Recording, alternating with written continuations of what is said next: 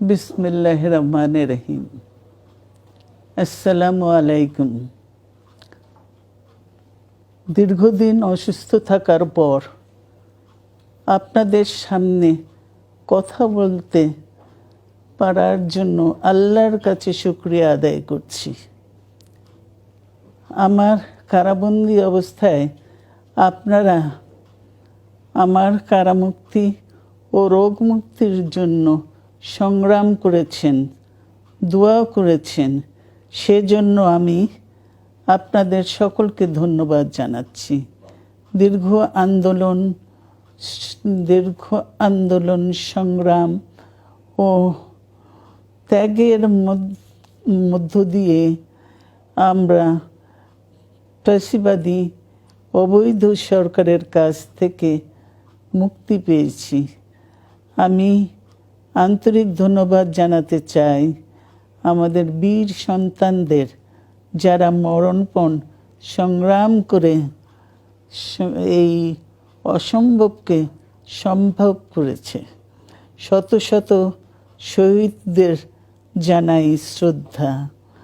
এ বিজয় আমাদের নতুন সম্ভাবনা নিয়ে এসেছে। দীর্ঘদিনের নজিরবিহীন দুর্নীতি, গণতন্ত্রের ধ্বংসের স্তূপের মধ্য থেকে আমাদের নির্মাণ করতে হবে এক সমৃদ্ধ বাংলাদেশ। ছাত্র তরুণরাই আমাদের ভবিষ্যৎ। তরুণরা এই যে স্বপ্ন নিয়ে বুকের রক্ত ঢেলে দিয়েছে, সেই স্বপ্ন বাস্তবায়নে করতে মেধা, যোগ্যতা, জ্ঞান ভিত্তিক গণতান্ত্রিক বাংলাদেশ গড়ে তুলতে হবে। শোষণহীন সমৃদ্ধ বাংলাদেশ।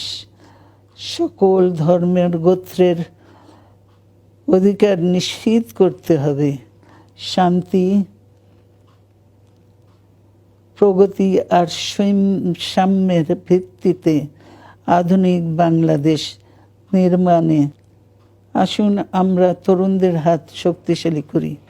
ধ্বংস নয়, প্রতিশোধ নয়, প্রতিহিংসা নয়, ভালোবাসা, শান্তি ও জ্ঞান ভিত্তিক সমাজ গড়ে তুলি।